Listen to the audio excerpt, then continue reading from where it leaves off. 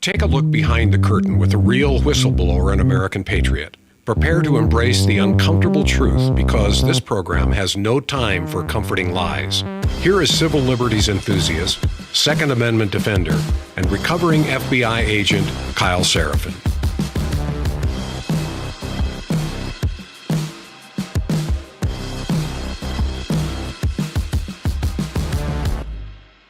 Well, hello, my friends. Welcome to the Kyle Seraphin Show. Today is Monday. It is March the 17th, and it is, in fact, St. Patrick's Day, I believe. I'm not wearing any green. Good luck trying to pinch me.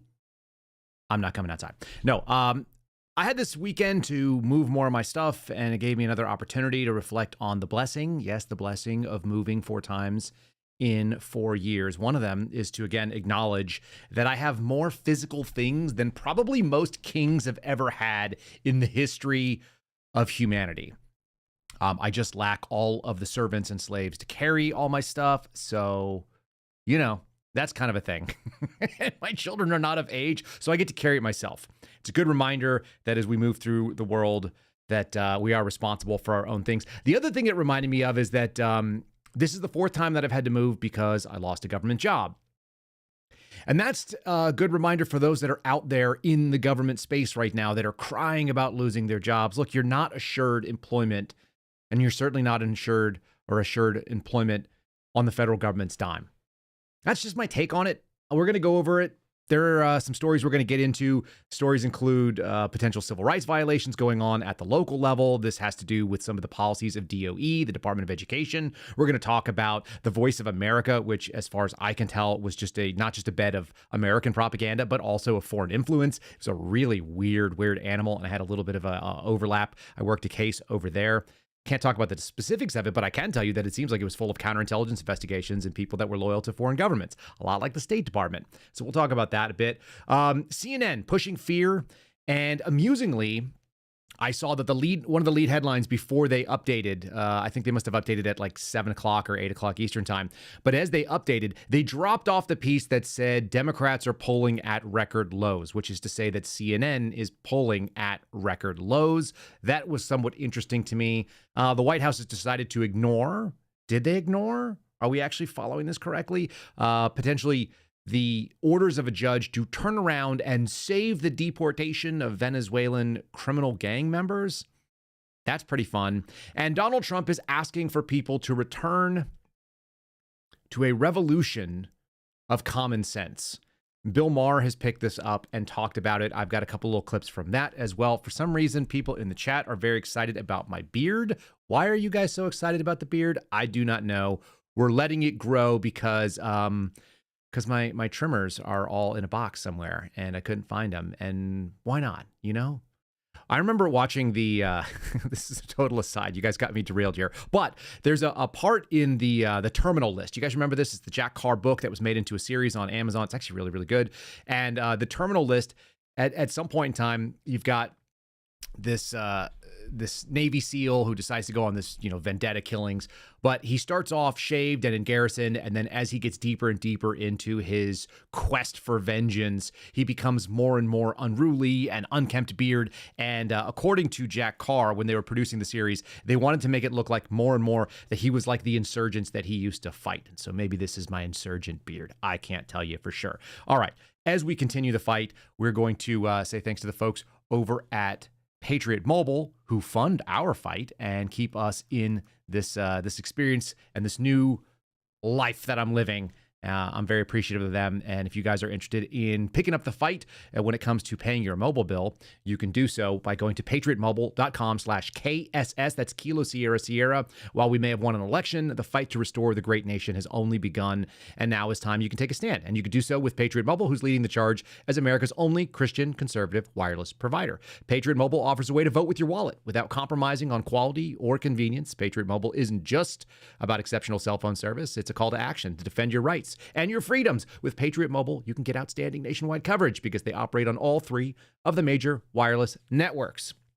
If you currently have cell phone service in the United States, you can get cell phone service with Patriot Mobile. They have a coverage guarantee. The difference is with every dollar you spend, it's going to support the First Amendment, the Second Amendment, the sanctity of life, and our veterans and first responders. So switching is quite easy. You can keep your number, you can keep your phone, you can upgrade either or both. They have 100% US-based customer service, and they will help you find the perfect plan. You can go right now to patriotmobile.com/KSS, or you can call them if you'd like to call them at 972-PATRIOT. Talk to one of those folks and see if they can help you out. Get a free month of service with my promo code. The promo code is KSS. Switch to Patriot Mobile today. Defend freedom and liberty with every call and text you make. Again, patriotmobile.com/KSS. Let's get into it. It's Monday. Let's get going.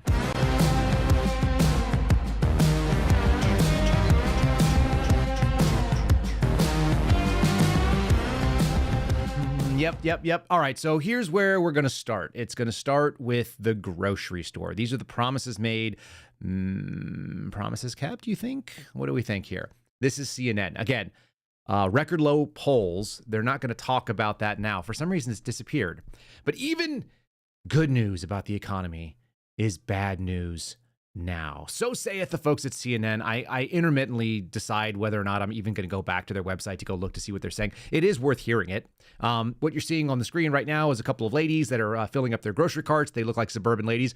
I had this choice when I was cropping this photo, by the way, folks. And the decision was, do you put the headline on the bottom and block out the ankles and the running shoes of the ladies who are wearing these like yoga pants? Or do I put it on the top and block out the top aisle of whatever it is that they're shopping for? It looks like a butter or maybe a dairy section, something to that effect, like some kind of processed cheeses. And I opted to show the ankles because we are not Victorian here. Despite the fact that we were pretty conservative, we're still okay with ladies wearing yoga pants and showing off their ankles with low-cut socks and tennis shoes. That was literally while I was looking at this, I was like, I labor over the weirdest things in the morning. All right. This is the funniest sort of piece because what they're trying to do is frame something that has been mostly positive in a negative way. And it's not common sense. It's not reasonable for people to think this. And yet, if you're trying to sell fear, which is going to be a point we're going to bring up in a second, if you want to sell fear, you have to do it by making some things fearful. And sometimes you're going to have to redefine the truth. It used to be that when you did newspapers, hold on, let me just, before we get into the story. People used to say that a salacious headline, a good story, sells a lot of newspapers. The only way that you sell a lot of newspapers is if you tell the truth. At some point in time, people are going to go, well, it was a really good story, but it was all BS. So I'm not going to read it.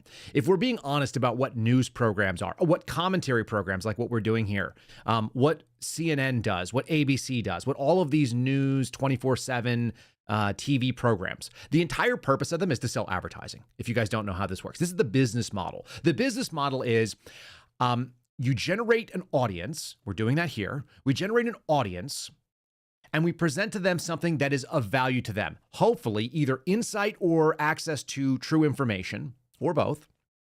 And then, because we have your attention looking at that, we're able to also tell you, like, these are some other things that we believe in. Generally speaking, I don't know that CNN actually agrees with all the things that they're advertising. Certainly the writers don't have it. Right now, I'm looking at like Google AdSense. They want to sell me composite fence boards that are 6x6. I have absolutely no idea why. I don't even own the house I'm in. I wouldn't need a fence, but that's what they're trying to sell. They're also selling Amazon Business. Maybe that has some application to me. The whole concept of gathering eyeballs is that they have to give you information that's true, and then in exchange for it, as you're paying attention to them, you might also pay attention to their advertising. It's why I'm so specific about the people that I work with when it comes to the different sponsors of this program. This is why CNN is going to have a big problem and why they continue to lose audience. A year ago, this is quoting the piece. A year ago, America was in a vibe session, whatever the hell that is. The economy was in great shape. By the way, they have a hyperlink so you can go look at what the word is that they made up. The economy was in great shape with some caveats, but the mood was disproportionately lousy. Just take a second, go back a year.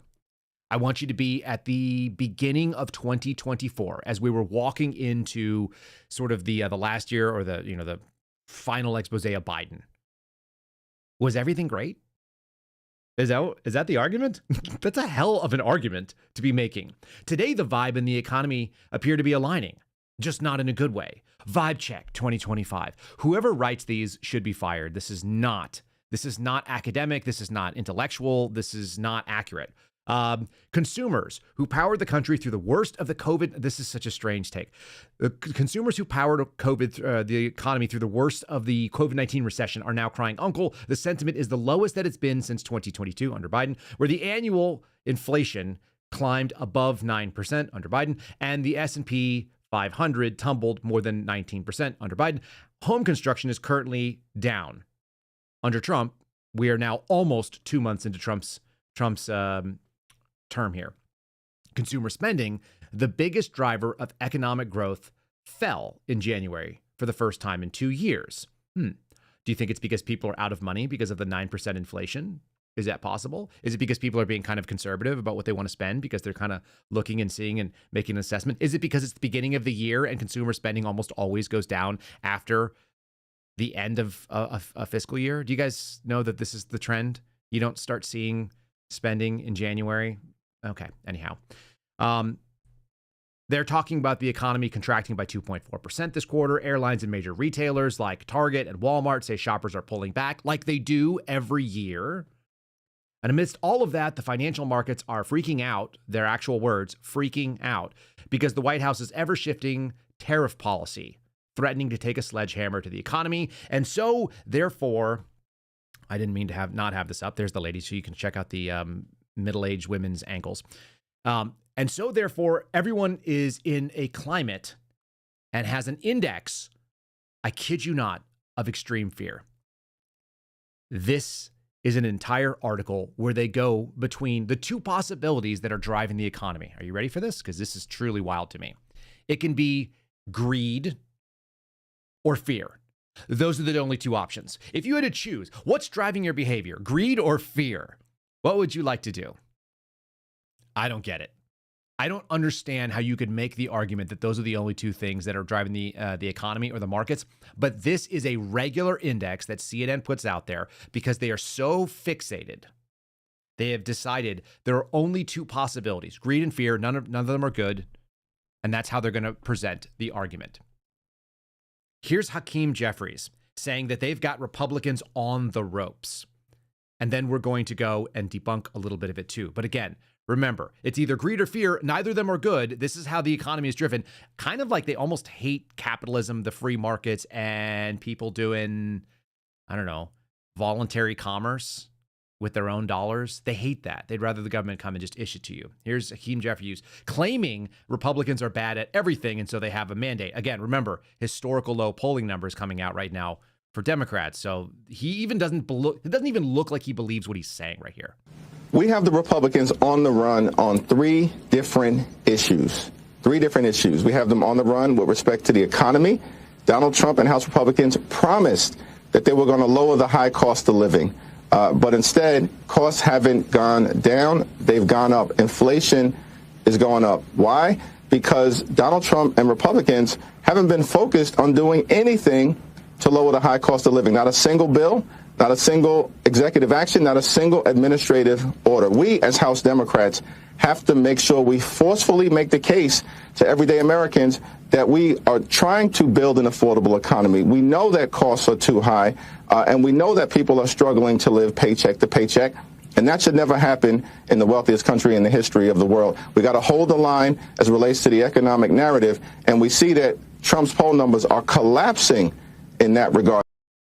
Right. And so he's not wrong as far as saying that they're collapsing, which is to say that they are actually messaging that. Did you hear what he said? We have to hold the line on the narrative, not the truth, not the accuracy, not the thing that's going to make people come back and buy your products. Right? How interesting is it that you're pushing this line right now, that things have been totally great, but you guys just didn't appreciate them under Joe Biden. Now that things are actually starting to get slightly better, there's going to be an austerity curve. Everybody knows this. Imagine this. Imagine you have a gluttonous feast for Thanksgiving or Christmas, kind of like we just came through the holiday season right there, right? So you go and you eat all this stuff.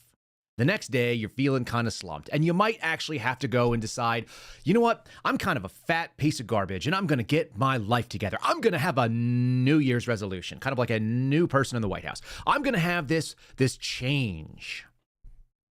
What does that start with? How many of you have tried a new diet? How many of you have gone and changed something that you've done for a long time? Maybe you started doing some fitness. I went and picked up a U-Haul trailer. over the weekend. And the lady that I went and I talked to, very nice, gets up from behind the desk and she goes, ugh. She gets up and she kind of strains coming out of there. And she goes, the second day is always the hardest, which is a universal instinct that we've all experienced when you've let off on your fitness and you try to go back to the gym. And then, man, your body lets you know you're not 18 years old again. And so she stood up and she looked over at me and I said, did you just start a new routine at the gym? She said, yes, my boyfriend always works out, but I have been intermittent in my working out and I am just now resuming the workouts and man, do they hurt. And I went, yeah, I empathize with that. I think a lot of grownups do. Kind of like when you've been spending money and trying to get by and realizing that things are too expensive and you're spending all this money because inflation is at 9% per month. And it continued to climb over and over for years. And then you go like, oh, I'm going to tighten down my belt right now. I'm going to go hungrier than I was previously. Also, New Year's resolution, new financial year, trying to take stock of things. If they're doing anything like most businesses are, if consumers run their household with any bit of awareness, you look and you say, okay, well, it's the beginning of the year. I don't know how this year is going to shake out yet. So I'm going to kind of get myself together. It's an interesting time. We have to file our taxes next month, right? So we're doing the accounting and we're just being a little bit cautious like most people would be. Meanwhile, there is a concerted effort to push the polling numbers down. I just pulled up Donald Trump's polling numbers because I wanted to see. NBC News reporting 47% approval rating, 51% disapproval rating. We know that this is NBC, which means that they are going to be obviously slanted. This is just the nature of the thing. And most people don't even want to say how happy they are with Donald Trump. So what you've got is probably an artificial low. We've had presidents sitting down in the 30s, in the high 20s. Like we've had historically crazy low amounts of approval. That's actually a pretty high number for Donald Trump, if you want to get right down to it. Okay. But we've got to do fear mongering. That's how we're going to sell it. Remember, greed and fear are the two possibilities for the index. So here we go. This is CNN getting called out by a representative named Lisa McCain. She's from Michigan. I got to tell you, I am kind of not interested in hearing as much from lady politicians. We got a couple of them. We've got Pam Bondi as well. I just am sick of, I feel like I'm being lectured. Maybe it's just the tone. Women, can you start speaking more authoritatively and less sing-songy and less kindergarten-y? I don't know who that applies to, but if you want to connect with men, which we're going to talk about in a second, and the Democrat Party is having a major problem with that, can you please stop talking to men like they are not men?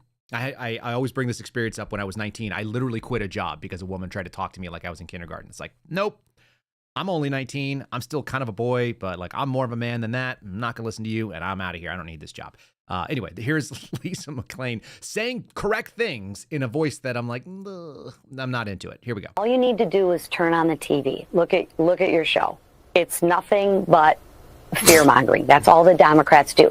What's inflation doing? What's inflation? Up or down? Oh, it's down. What's the prices of eggs? Oh, they're down. What's the prices of mortgage? Oh, it's down, right? But we don't cover the positive things. We only cover the negative things to get everyone worked up. So here's two things.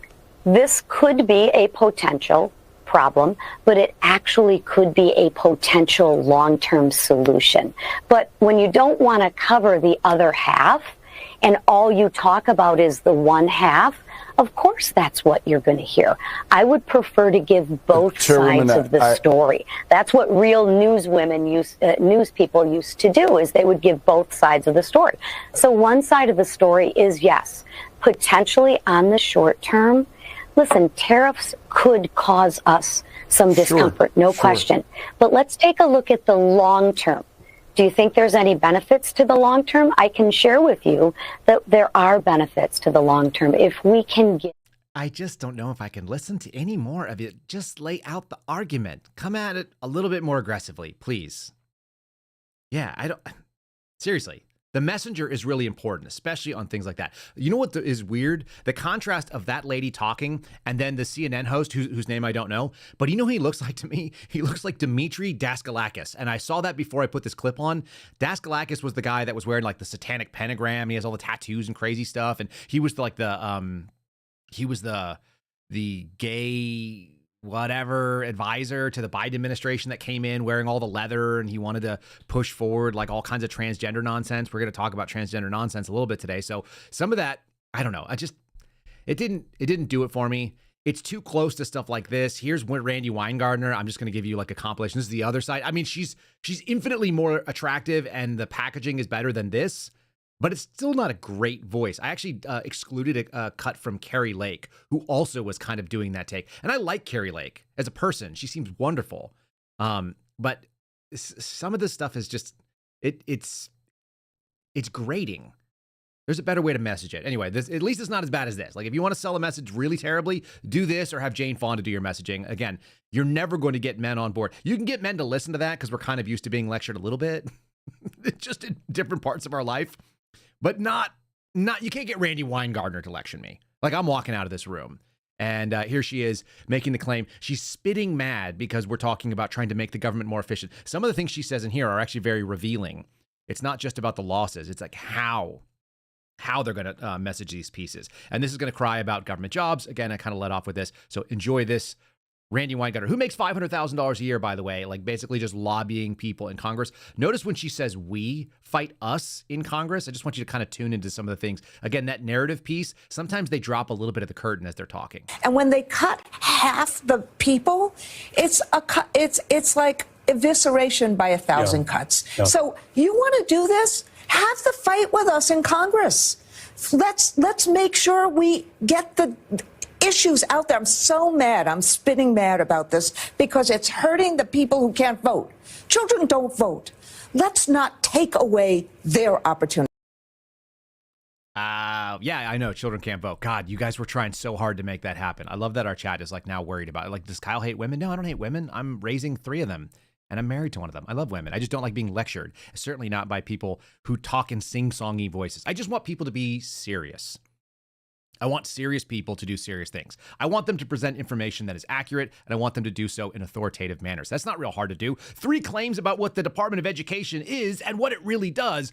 ABC is going to set us straight because we have been listening to Donald Trump, who clearly has been lying to us. Let's get into those 3 claims in just one second. Actually, before we do, let's just say, like, I'm relatively fired up right now. If you guys can tell, I'm coming at full steam. And that may be because I had multiple cups getting started with Blackout Coffee. So we'll go there first. Blackoutcoffee.com/KYLE. That's blackoutcoffee.com/Kyle. Listen up, folks. We're going to put you onto something that can change the way that you start your day. Because Blackout Coffee isn't just coffee. It's a wake-up call, a call to rise and grind, to push harder, to never compromise, to say what you stand for, to call out women who are in sing-songy voices. It's not an average cup of joe. It's a bag of Blackout Coffee that's roasted with purpose. It's packed with bold flavor, and it is fueled with the kind of values that built this country. Grit, determination, a refusal to back down, not listening to teachers telling us things in ways we don't like to hear it. They don't just make coffee, they're making a statement, and that statement is aggro. Kind of like me right now. Blackout Coffee. They're stepping up. They're adding more warriors to get your orders out faster than ever before so that when you hit the order button, then it's already on the way because nobody likes to wait for things to go slowly. You know that your coffee is going to be coming fresh and ready to fuel your next move, whether you're powering through a daily grind, chasing down your big goals, refusing to settle for mediocrity, all very masculine type of aggressive things. Even you ladies who are out there chasing the goals, even if they're mom goals, you can still do so aggressively. Blackout Coffee's got your back. Don't just drink coffee, drink Blackout. Go to blackoutcoffee.com/KYLE. Use that coupon code KYLE. It gets you 20% off your first order, and you can taste the coffee. That doesn't just wake you up. It fires you up. It lets you fire it on all cylinders. blackoutcoffee.com/KYLE. Find it in the show descriptions. Let's go back here to this 3 things. Let's be educated about the Department of Education. Does it even say who wrote this? Arthur Jones II wrote this article, allegedly. I don't know why. If you have the name Arthur, I feel like you should have to have a British accent. That's just how I feel about it. The United States Department of Education shrinks following massive layoffs at the agency, and Donald Trump has been telling his allies, making dubious claims about the agency and education in general in this country. ABC News has examined, this is a fact check article for what you guys, if you weren't aware of that based on the title. ABC News has examined some of Donald Trump's common complaints about the Department of Education and the state of education in the United States and will now add context and or debunk it in a very school-marmy sort of fashion. Spending versus outcomes. Donald Trump has repeatedly claimed that the United States ranks last in the world in education among developed countries while spending the most per pupil. Uh-oh, here comes the fact check. Donald Trump said, so they ranked the top 40. I don't want to do, I should do the pumpkin things with the hands. They ranked the top 40 countries in the world. We're ranked 40th, but we're ranked number 1 in one department, cost per pupil. They said that's not true. Did Donald Trump round down and up? Yeah, it sounds like he did. The claim is not true based on the data that was reviewed. Okay? So, although the United States doesn't spend the most, it does spend a lot. And the Education Data Initiative found that on average, almost $20,500 per year is spent between federal, state, and local spending. It is the third highest per pupil. For a system that doesn't have any new things to be added, we have all of the schools in place for the most part. We have a population decline, and we keep adding people in the administration. We're paying people like Randi Weingarten to stay in space. And yes, she does get paid. We're going to talk about how that works in a second. It's essentially a kickback system, right? Let's just do that. $270 billion a year, $268 billion a year. Some of that stuff goes to consultants. The consultants end up paying into lobbyists to end up getting the thing that they want. You end up getting that put back into political coffers. So you end up paying for the outcomes that they are hoping for. Again, there's this really fun demotivator I used to have on my government screen. It said, government, if you think our solutions are a problem or you think our problems are big, wait till you see our solutions, right? The solution to government is almost always more government, more spending, and so on. The concern was whether or not the United States has a low average reading level. The U.S. is above average. Should we be above average if we are the number 3 most high spending and we have the richest society in the history of the world? I don't think so. That doesn't make sense to me. Apparently, we're about average when it comes to math scores. This is not an acceptable outcome.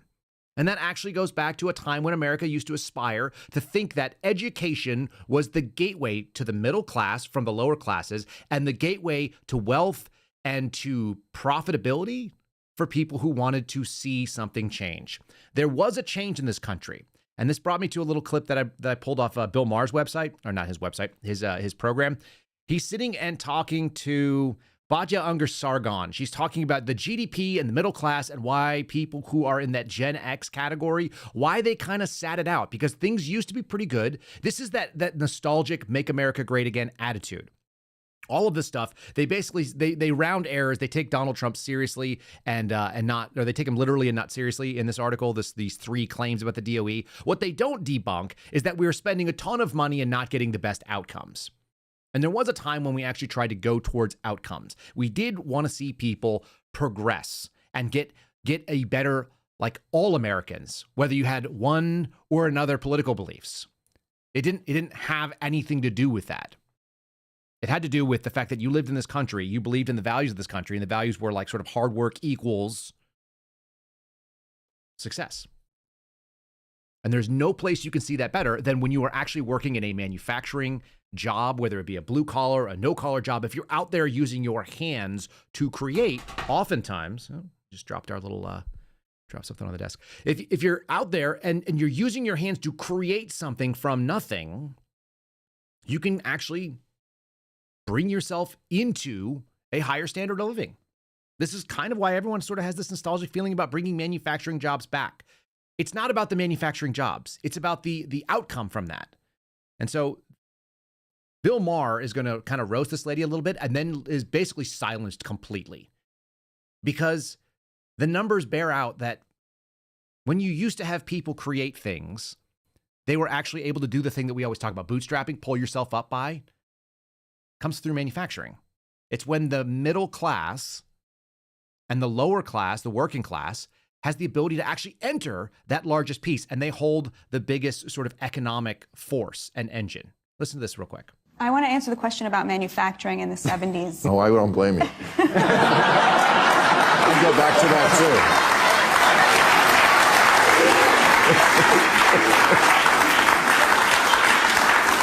So the reason people want to go back to the 70s is in the 70s, the largest share of our GDP was in the middle class. And that was not separate from the fact that 25% of our economy was in manufacturing. Right, the largest share of our GDP was in the middle class, the biggest chunk, the middle class, most people of who were what was middle produced income. Came from the middle, and now it Yes. comes from what? The rich. Now, the top 20% controls over 50% of the GDP. our economy was an upward funnel of wealth, and the largest share, which used to be in manufacturing, which gave a lot of working class people a middle class standard of living, now the largest share is in real estate and finance, meaning that asset rich Americans are controlling over 50% of the GDP, and they have left the working class out of all of that prosperity that was generated. That manufacturing is still being done. It's just being done in other countries. It is still For wages we will not work for. That's exactly right. You're right, Bill. That's what the tariffs are for. They are to make American workers more competitive in the global market. Why are we accepting that there should be a race to the bottom? You know, China, what is its competitive advantage over us? It's that it pays slave wages. Why should we accept that? They're still manufacturing our PPE, our pharmaceuticals, our cars. They're making all that stuff. Trump says there are 5 industries that we cannot have any kind of national security without having a stake in them. Pharmaceuticals, lumber, steel, aluminum, and I forget what the 5th one was. But these are really important, that we have a stake in the manufacturing of the things that we need as a nation, so that when China decides that it wants to go to war against us, we're not relying on them for steel and aluminum in order to fight them. Okay, well, at least that's an answer. Yeah, that's an answer. It's an answer that dominated the position. What did he try to do? He started out with making fun of her and then realized it's like, okay, wait. The audience even wanted to boo about the tariffs until they realized that they were booing people that they need to exist. It used to be that, you see people like, you hear this talking about farmers, right? They've edged farmers out. They've edged manufacturing out. It shouldn't be looked down upon to be a creator of things. There's a reason why Mike Rowe is so popular. It's a reason why the Democrat Party has lost in the last election, because they lost the unions. They lost the people that actually build stuff. I actually saw something, I think it was Mark Kelly the other day. He was talking about how he's got 2 union-made vehicles. Meanwhile, they're also cheering on the destruction of American products like Teslas. Like, I'm not a Tesla guy. I see them in my neighborhood all the time. I assume people that drive them like don't understand how they get fueled, or maybe they just think they're fun and fast. Like, I want to hear a gasoline engine. I don't want to wait an hour and a half to charge my car up. I don't want to sit and do it overnight. One of my buddies bought one of these Cyber Beasts, like the maxed out version of the trucks. And I go, how long does that thing to take to charge? Like, and he's like, oh, it's like 45 minutes, which is, by the way, a really long gas hookup. But he can charge it in 45 minutes, and then he gets 700 miles of range or something like that out of there. I go, well, what did it cost you to do that? And he's like, oh, I had to put a $100,000 supercharger at my house. It's like, okay, well, it's nice to be rich. But if you're not that person, if you don't have $100,000 to burn on a charging station to then pay for the electricity to charge, which is still coming from burning fossil fuels in most places, then you don't make fun of these people. In any case, the left has like lost the argument for men. And they're asking the question, should we just let, are we having a problem with male voters? Are we having a problem with men? Again, we've had a lot of women explaining, just even in these little clips right here. It does seem like they've lost it, because they're just not letting men speak, especially men why are men not able to represent their own position in manufacturing? You have a nice lady doing it. She did a pretty good job articulating it. She wrote a book about it. How about the people that are actually experts? I'm just saying, it's very interesting to me to see this. And now you've got Josh Shapiro, who doesn't look like he's ever used his hands for something difficult. Bill Maher, who I know probably couldn't even lift like his own bag of grass seed for his own fancy lawn. These are people who look pretty soft, and they're asking questions. Hey, are we having a problem with male voters? Like, yeah, you are. You're having a problem with masculinity in your party, because you guys have made that, you've outlawed it, and you've made it something that is ugly and gross to talk about for you. And I'm going to show you some of the weird transgender stuff. This backlash continues onward. Even in 2025, after they saw the results in November, they're still playing the same game. So you're going to hear that black people who like the MAGA policies are a problem. You're going to hear that that tipping drag queens is something you should be doing with your little kids. Good luck with that. You'll lose men voters forever with this nonsense. They've demonized masculinity to the point where they can't even have the conversation anymore. Governor, do Democrats have a problem with courting male voters? How can they win them back? Well, I did see Nancy Pelosi's comment today after the vote and the brouhaha with Schumer was that they should have listened to the women. Are we going to break down on men-woman thing now in the Democratic Party? I don't think we should. I think it's about giving everybody the freedom to chart their own course, the opportunity to succeed. What? We're not going to lose masculine voters? No? How about this? How about you have Jane Fonda talking about how Gavin Newsom is a great governor and he used to be like Winston Churchill, but now he's acting like Chamberlain. Okay? Seriously, if this is your talking points, you will continue to lose elections forever. I'm not mad about it, but it's not good for America to have a weak one party that cannot get on page with reality. So we'll do this. I don't know why. When I was listening to Jane Fonda, what I was actually amused by is that some of the mannerisms, and it must be like an age thing and a time thing, but some of the ways that she delivers lines sound very much like my mother-in-law. Like, sound reasonable, kind of performative, but then you listen to the content of this particular argument and you go like, this is not in touch. Gavin Newsom has lost population. People from his state have aggressively moved away from it. So the factual alignment, you can say it in any way you like. You're not making a coherent argument when the facts are not aligned with you. Again, this is the big problem and the issue with places. It doesn't matter where they're selling it. If you're selling narrative and not accuracy, then you end up doing this. This seems like one of the most feeble arguments in favor of Gavin Newsom. By the way, she's mad because he talked to Steve Bannon the other day. I think Gavin Newsom's actually doing a brilliant job. I'm not a big fan of him, but he's actually talking to people like Charlie Kirk. He's talking to Steve Bannon. He's trying to make it like he's a guy who can reach over and talk to other people. And he will actually impact people in the middle by at least hearing things that would otherwise offend Democrats. That is a masculine instinct, to hear things and have thick skin about it. The women are like, I won't even listen to that. It sounds like, at least Democrat women at this point are like that. Anyway, here she is making the argument that Gavin Newsom used to be better. Yikes. And we have to ask ourselves, so is our Governor Newsom, is he Chamberlain or is he Churchill? What do you think? Right now he's Chamberlain. He's been Churchill. This is what's so insane. He has been a great leader. He has been braver than most past governors. And then suddenly, what's going on? Cozying up to Steve Bannon is not a way to, what he does by doing that is he forfeits his ability to inspire and protect the very people that elected him. We need leadership, and if it's a cause of concern to see him, this brave governor, suddenly get silent and not step up, not immediately come to the rescue of the people here and say, no, this isn't going to happen. We have laws to prevent this from happening. He would say. It's truly a crazy position. It really is crazy. And by the way, the delivery part that I realized that like hits just like my mother-in-law, she said, she goes like, ah, da, da. She says something like kind of emphatic. My mother-in-law does that a lot. Like I say, I think it must be like it must be something from a time frame. It could be a regional thing as well. Just kind of an interesting delivery piece. But allow me to say this. If you're mad that Gavin Newsom is walking out and having conversations and you called him brave before, he's a savvy, oily, slick creature, but he was never brave. He was never a particularly good governor. He was a crappy mayor. He's not a good governor right now. He's lost a ton of population because people are voting with their feet. I don't know. That is a strange position to hold on. Again, this is where we lead to Donald Trump saying things like we need a revolution of common sense and that impacting. And then the first thing they do is say that Donald Trump's not being he's not being commonsensical. You can't just argue without actually having facts behind you. And that's what these people keep doing, which is a really wild thing to do. We're going to break over. Speaking of, we don't do fear mongering here, but what we do is to avoid fear, you prepare yourself. So we'll say thanks to the folks at My Patriot Supply who sponsor our program.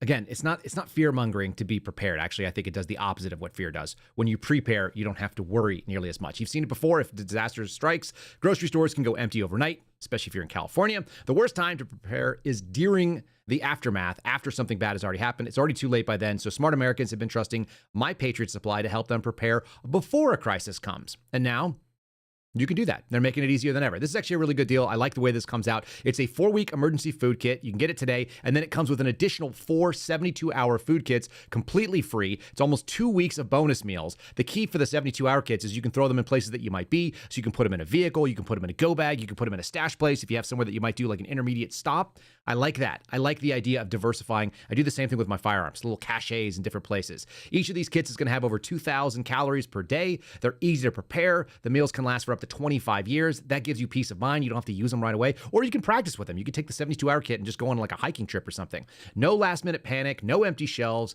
Just know that you're covered. You can stock up today before the deal disappears. When emergency hits, the food will be gone. That's the first thing to go, and so that's the last time to do it. Preparelikekyle.com is the website. Preparelikekyle.com. Claim your 72 hours, the 4 extra 72-hour food kits.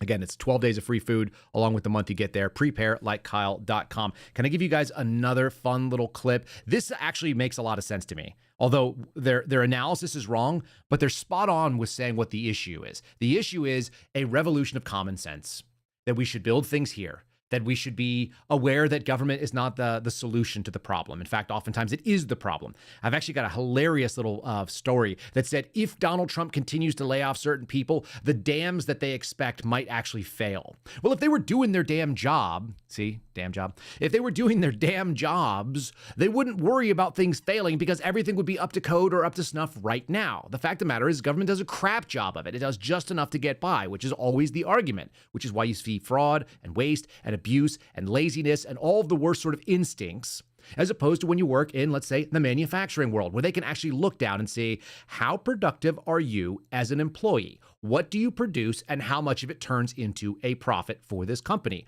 Oh, you're too slow on the line. You're too slow in creating widgets. You are not worth your salary. There's a cost benefit. Can we train you up? Now that we've given you certain training, can we give you more and make you efficient? Or do we have to cut ties with you? In the government sphere, they don't do that ever. They just let you stay forever. They'll let you stay for 40 years and never once do anything, which is how you end up with people at my old office that were in the nail room because they were supposed to be moving mail around, but they decided they didn't want to do that and nobody could fire them. So that's the difference. A revolution of common sense says, how about the way that normal people run their lives? Maybe we run our country that way too. Like we have regular values. There shouldn't be a secondary set of values for government just because we have low expectations of them. Here's Josh Shapiro making fun of Donald Trump's thing, which is totally reasonable. Common sense. And then they try to act like Donald Trump is not acting like common sense. November kind of proves otherwise, doesn't it? That's what they want. That's the common sense stuff I focus on in Pennsylvania. Yeah, common sense is going to be what wins this election. I mean, Trump has already said, in his speech the other day, I want a revolution of common sense. The fact that he, with all that he's doing right now, can appropriate that term. I'm not sure he's the arbiter of common sense. He's not. But the fact that enough people in this country, certainly that's one reason why he won the election, is people who still didn't even like him but saw the Democrats as less commonsensical. I think that is a fair criticism about where things stood on Election Day. But we're now, 45, 50 or so days into his presidency. Mm-hmm. It's not common sense what he did to press a button and start a tariff war with our two biggest trading partners. Yeah, actually it is. It's totally common sense. It's the thing that every person has experienced. When you have a gluttonous time, then you have to have a cutback time. The Bible talks about 7 fat years and 7 lean years. We had fat years with fat economy, with fat inflation, with fat money being thrown into it that was being printed. Now it's time to tighten your belts. It's time for famine. Feast and famine is an old concept. You can only handle being fat for so long before you have to tighten it up. And this country was fat and soft and had people that were not serious leading it. This is an example of common sense. Like when you have a bunch of illegal aliens in your country and they are committing crimes in your country and you decide to kick them out of your country and some federal judge says, wait a minute, turn the plane around and bring these evil people back. And you just go, no, I'm not going to do that. This is fairly brilliant. I love the timing on this. This is the Trump administration. This was the top story, one of the top stories on every news site. So this is the meat and potatoes of what the common sense revolution looks like to me. I've been telling you for a little while, I'd love to see these rogue judges not listened to.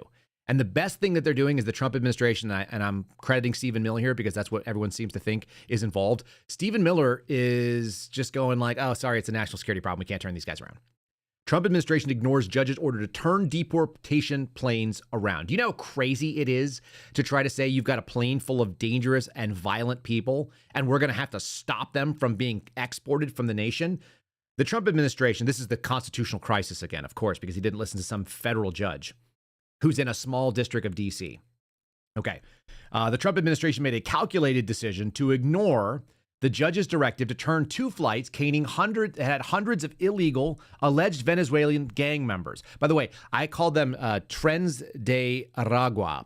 And I don't know if I'm mispronouncing it. And I got to tell you, I don't really care. But I got some angry emails from people who are like, I don't know, maybe gang members or they are Spanish speakers and they were just being funny. I got an email that was saying, stop calling us the train of water. So now I want to call these guys the train of water because I just think that's funny. And I don't respect people that are dressed in white pants and getting thrown off a plane. It's better than they deserve, just to be real. Anyway, a verbal order from the chief judge of the Washington, D.C. District Court, a guy named James Boasberg, explicitly told the government to turn around any aircraft that had already departed the country, even if it was in midair. And the Trump administration said it has already left the United States airspace. It is now in international waters over international airspace. And therefore, you no longer have any force or authority over what's going on. I don't know if that's true or not, but it sounds commonsensical to me that you wouldn't turn around planes with hundreds of illegal dudes who have done things or are alleged to be part of violent and dangerous groups that have taken over buildings, that have raped women, that have been involved in, exploitation of young people, sex trafficking, and so on. The judge said that the deportations would cause irreparable harm. All non-citizens are still subject to the AEA, whatever the hell that means.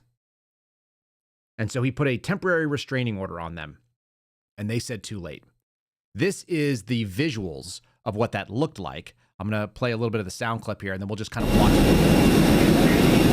run through. So that's them boarding a plane. This is these illegals being basically sent off, and you're seeing that this is once it touched down. It sounds like they went to El Salvador, to that Supermax prison we talked about the other day. That's what I'm gathering. And then you're seeing people in El Salvador sort of saying like, too bad, oopsie. You saw some stuff on Twitter. They're bringing it in under heavy guard. How much of this is theatrics? How much of this is because these guys have a ton of actual influence and they're members of criminal syndicates? Doesn't make a difference. Not on U.S. soil. Okay, they're going to show all the gang tattoos. Do you need these guys running around?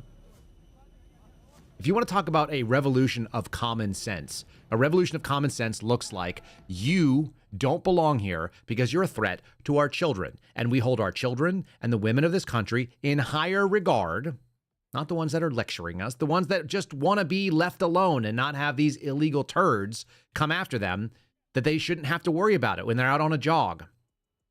And they're in college and they get their first step away from home. It shouldn't be a step that could be the last step they ever take. This is not that hard to figure out. So load them all up, put them all on the buses. Look at the armed guard that was on there. You want to go? Let's just assume that some of this is theatrical. Do you really need these people brought back to the United States on the say-so of one small district judge in Washington, D.C., which my argument is Washington, D.C. is barely America. It's just not. I spent time there, and I never once was like, yeah, this is what America looks like. Like the things that they'll accept in Washington, D.C. are absolutely absurd. The amount of lawlessness that goes on in D.C., they've got bigger problems than worrying about whether these turds who have been exported, who have been flushed outside of this nation, they've got way bigger problems. There are huge numbers of people that completely ignore state and federal law, district and federal law on a regular basis. There's unlimited amounts of crime in Washington, D.C. It's why Washington field office, where I used to work, was one of the biggest. And the craziest thing is that we had a tiny little fraction of the Washington field office was looking into criminal activity. Export all these guys. Less people to worry about. 100%. Again, this is the fun story about it. And what they're phrasing is they're saying that the judge made an order and the Trump administration ignored it. They didn't ignore it. They stated very, very emphatically, there's a national security reason that says we can't bring them back. And by the way, we're not subject to your orders. It's an interpretation of the judge's orders saying that they're already over international waters. Sorry. And common sense says, yeah, do we really want to listen to this kind of stuff? Is this where you're going to spend your credit for illegals? They used to actually know that illegal aliens were a problem in this country as recently as Obama, who was transformative. This is a clip, I want to say, this is from 2008. This is when Barack Obama was campaigning for president. Even he knew that there was, in fact, a problem with illegal aliens coming into this country, to the point where he actually stated it as he was trying to become president for the first time. Now, we've seen a radical shift since 2008 till now. But My argument that Donald Trump today is no wilder than Democrats were 30 years ago. He's actually not even that much wilder than Democrats were 15 years ago or 20 years ago. Somebody changed. I don't think it was regular people. Here's Barack Obama saying it. Administration, the Bush administration, has done nothing to control the problem that we have. We've had 5 million undocumented workers come over the borders since George Bush took office. It has become an extraordinary problem. And the reason the American people are concerned is because they are seeing their own economic position slip away. And oftentimes, employers are exploiting these undocumented workers. They're not paying the minimum wage. They're not observing worker safety laws. And so what we have to do is create a comprehensive solution to the problem. Now, I have already stated that as president, I will make sure that we finally have the kind of border security that we need. That's step number one. Step number two is to take on employers. Right now, an employer has more of a chance of getting hit by lightning than be prosecuted for hiring an undocumented worker. That has to change. They have to be held accountable. Okay. What did he say? Two things. One, we've got to go after the people that are not supposed to be here. Two, the second thing we need to be doing is going after employers. And you notice he said that the employers don't have any real fear from who? The government, for doing the job the government was actually set up to go do, which is to investigate criminal activity. Do you notice that there is an actual left-wing argument here? I continually made this. I told people I'd be happy to engage in this debate. After watching what it looks like when you bring people to this country illegally under one premise, and the Biden administration kind of like sold this idea. That's why they're wearing the shirts with the Biden administration logo on it. They sold them this idea. You come to America, you're going to get this really exciting fair break. Life's going to be amazing. It's the Fievel Goes West story, right? The streets are made of cheese. There's no cats in America, this kind of crap. There's always been myths about what it is to be in America. It didn't used to be that when you got to America, usually you end up in like tenement housing, working for slave labor, and basically dying in some filthy hovel while you tried to lift your kids up so that they moved on to the next generation. And maybe they had a halfway decent manufacturing job. Maybe you were organizing and fighting for safe conditions to be in a manufacturing job so they had access to that American dream. That's the historical America. You were guaranteed a shot at the journey, but you were never guaranteed success. What they were selling recently was, come to America and we're just going to take care of you because we're so guilty about being the richest nation that has existed. That's a crazy statement. We just feel like we're obligated to take you on as a burden because we're sad about how successful this country has been. That's weird. That's very weird to me. He's saying that government employees weren't doing their jobs, which is, again, it goes back to this thing about the why you get rid of certain government employees. Here's this one. Critics warning that cuts at agencies overseeing U.S. dams could put public safety at risk. Again, we're going to go to the fear-mongering piece here. This is from ABC News. The whole point is that if you cut the federal workforce, then the overseeing work that they were supposed to be doing that they weren't doing is going to result in now public safety. It turns out the only way that you'd have that is if you weren't up to date on making sure that everybody was in good shape. If you were doing your job of oversight, the federal agencies that are supposed to keep track of dams, the federal agencies that are supposed to keep track of government workers or illegal aliens are not supposed to be in the workplace, or any of the other things, workplace safety, blah, blah, blah, meat, take your pick, anything that you are supposed to oversee as government. If you're doing a really good job on that and then suddenly you disappear, things are going to pretty much stay status quo for a while. The whole point of fraud, waste, and abuse is seeing that you are wasting our money by not doing the thing we asked you to do. And then there's these people, Voice of America, which this was the big piece. All of the full-time workers over at Voice of America have been placed on leave because of a Donald Trump directive. Again, Voice of America, I don't think there's any value that Americans get out of it. Having been in that building, having walked around there, it is populated with people who have both the ethnic heritage, the ethnic language skills, and the ethnic, sympathies of the places from which they came. And they used to be that they were a propaganda force. The Chinese, by the way, supposedly are celebrating this. The CNN was broadcasting, the Chinese are celebrating getting rid of this propaganda network. It's like, you're just reporting that because it plays against the thing because people are going to go, China equals bad. The fact is that this was a propaganda network that is a sort of post-World War II organization. This is like the Radio Free Europe, right? The entire purpose of it was to broadcast American propaganda, but now it just broadcasts like propaganda to whatever it is. It's unaccountable. It's almost impossible to figure out what was being run. When I used to go work with it, and I think they've realigned it since then, it answered to a group that was called the Broadcast Board of Governors. And as I said, there were dozens and dozens of counterintelligence investigations of people that had taken shady money from places that didn't make sense, that were holding sympathies from countries they had come from, that had a bunch of contacts with people that were intelligence officers, and they would claim to be journalists, but they were new United States citizens that still had alignments with the ethnic thing. They were getting leaned on by the countries they came from. Nothing about the Voice of America is necessary in an internet age. And the fact that the government actually has a full-time propaganda ministry that bad. We've already got PBS. We've already got NPR. I'm pretty confident we could do without VOA. None of you are listening to this. This is like NPR exporting it out to another place. I'm totally fine with them getting rid of it. It doesn't mean anything.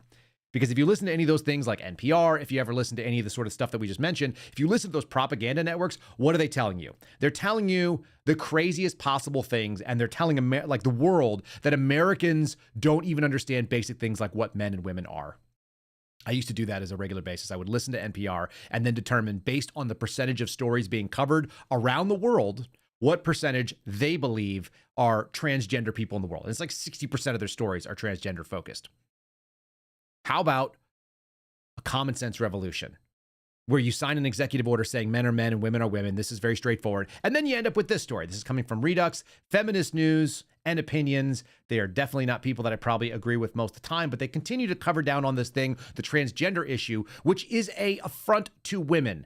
When we play the video from this woman speaking, which I will in a moment, I want you to notice that in the background, you're going to see a man. It looks like, I think, based on the build, a man who's wearing a mask. Everyone's wearing a mask. It's a bunch of cowardly people. This is in an Illinois school. It tells you everything you need to know. This is in Deerfield Public Schools, District 109. The middle schools there are forcing 13-year-old girls, what a rough time to be doing this, to change in front of quote-unquote trans-identified male students. And the moms are outraged. So it's led to a civil rights complaint, which is going into the DOJ. This is a useful thing, only in to try to regain sanity, common sense, the revolution back to things that are status quo and normal, or were at least normal for most of the time that things have been going on in this country. This is this mom making this claim. And like I said, look at the dad wearing the pink hat. Why are dads not speaking up? When you destroy masculinity, when you tell men to sit down and shut up, this is the danger. You're going to get like women who are school teachers that are protective of their children, as they should be. This should be a man up there saying it. I like it when I see dads at these school board meetings making these comments, because dads have a little bit more teeth when it comes down to it. I saw Jesse Kelly, who I'm a fan of. He's over on the First Network. And Jesse Kelly said something like, if you try to make my daughter change in front of a boy in school, I'll beat you within an inch of your life. And my statement to that is, the inch could be one way or the other, to be fair. Absolutely, yes, 100%. That's where dads step in. It's a different animal. Moms are outraged. Dads can be kinetic in this space. Anyway, here she is talking about it. Our next participant is Nicole Georges.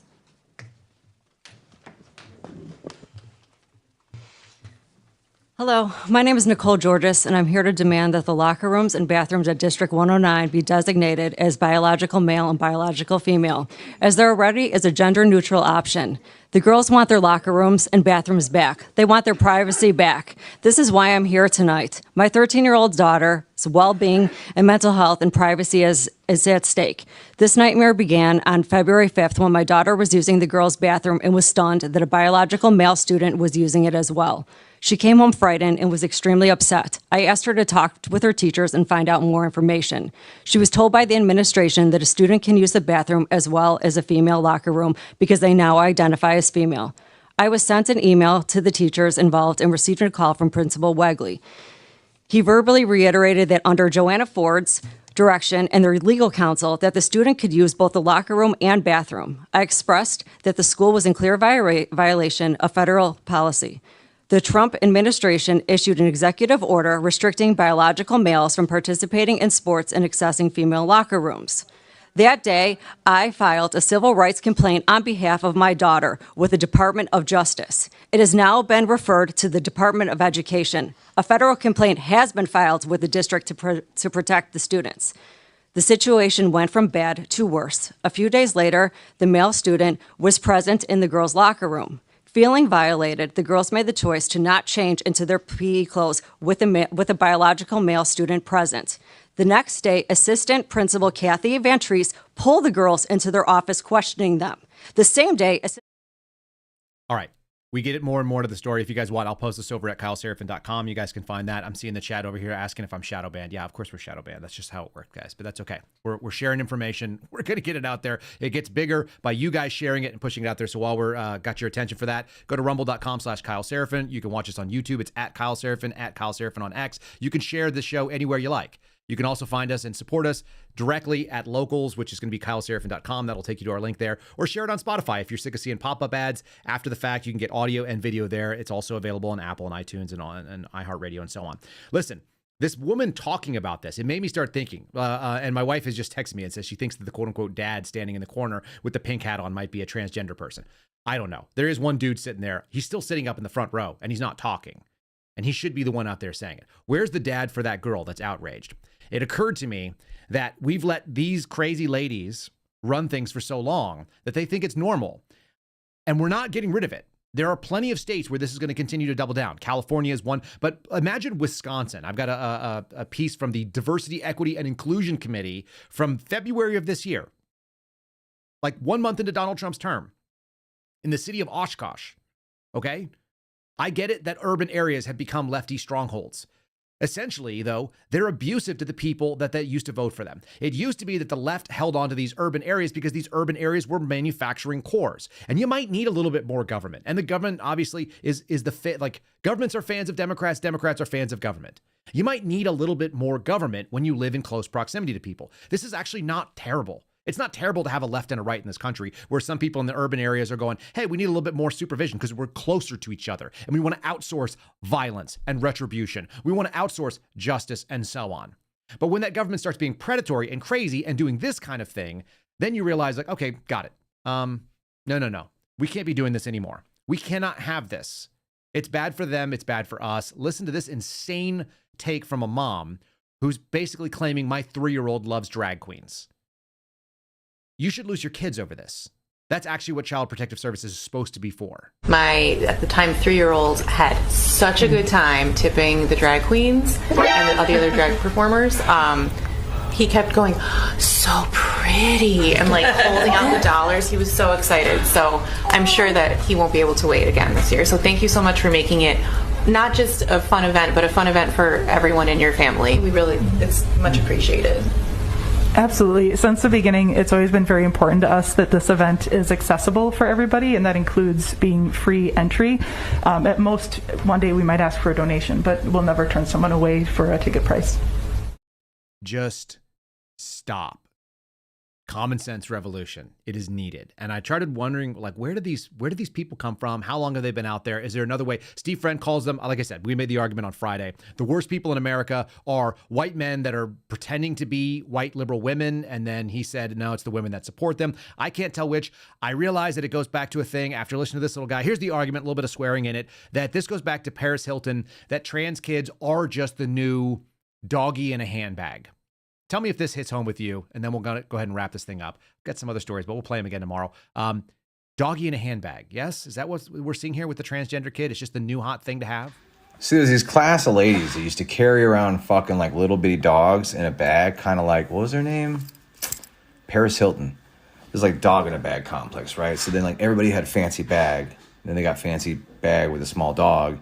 And then whatever other trend came out, they had it. So like, trans kids and this drag bullshit and DEI and all that became the new dog with the bag. Like, these ladies were hacking their kids up. They're like, fuck you will tell them you're a little girl. Like, that's how I imagine the conversations went, because they'll be damned if they're not involved in all the cool stuff. These are the same ladies that just like, they have charcuterie board parties and shit. Yeah, they trans their kids as well. Like, this is, damn. And that was 2025 too, by the way. So no sign of this stopping, unless, of course, you cut off the funding. Look at the Pritzker family, APA, WPATH, Planned Parenthood. Yeah, if we start putting the money where it belongs so the government actually works for people, then you'd be in much better shape. Kind of interesting. And you start wondering, how do these people live in such abundance that this is the problem that they're dealing with? J.D. Vance had kind of a fun little moment over the weekend. I actually have started to really appreciate J.D. Vance. He says things that I'm always thinking. So I don't know if that's just that common enlisted core, or that he's a common sense guy who grew up with like way less money and now he's got a bunch of it, but he's still kind of the same dude. He's polished when he says it. But when you start thinking about things, I say this all the time. I'm driving out on like a Tuesday afternoon and I'm going to Costco because I work kind of a different style job and I wake up early to do my things. And then you look out there and you're like, where are all these people coming from? How come everybody is at the store when I'm at the store? Don't these people have jobs? I think that. You think that. JD Vance thinks that too. He's just saying, hey, how can you actually protest me on a Friday afternoon, on a weekday, Mr. Lebowski? It reminds me of that Lebowski thing. Are you really here on a weekday? He's like, is it a weekday, man? Because like, I just don't know. That attitude is it's the other side of the 70s. It's the side of the 70s that actually won. We got told in the Big Lebowski that the bums lost. It seems like the bums actually won, and they're out there protesting the vice president right now. At least he's calling it out properly. We've got this great event, this great facility, great business, and of course, great workers. And I'm sure all of us saw there were a few protesters outside. And I can't be the only person wondering, it's a little after noon on a Friday, and don't you all have jobs? Who are the people?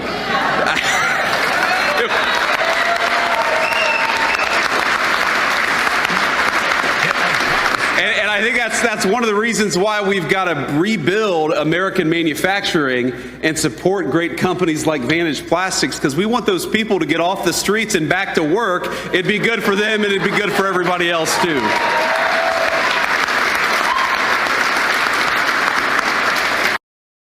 He's not wrong.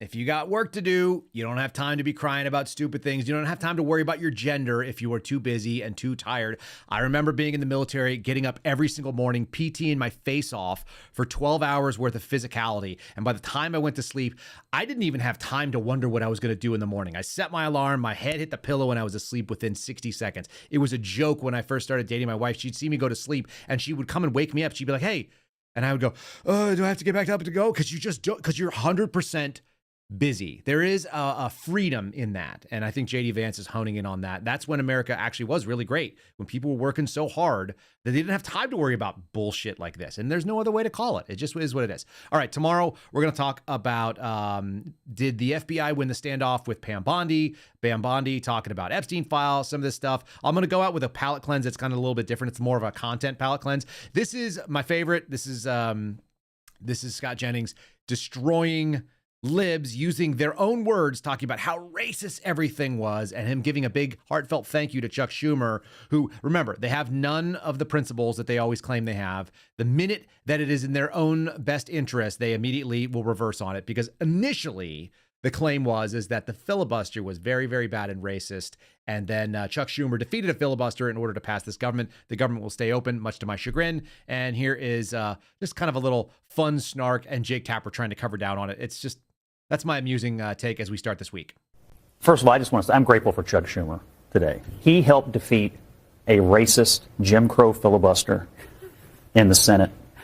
And to stand up against the racist Jim Crow filibuster tactics was a moment of pure courage. And I just think he should be lauded by anybody in any party for that. That's number one. Number two. It's a deep cut. Let me just explain for people at home. I'm just saying. When there was a Democratic push against the filibuster, people in the Democratic Party were saying it was a racist era, Jim Crow era and it was tactic, the filibuster. So he's being cheeky. And not only that, but he saved us from the Democrats in the House, laying off every single veteran in the federal government. Chuck Schumer, working with Donald Trump, saved us from that. So I think he deserves a lot of credit this morning. Scott, every veteran.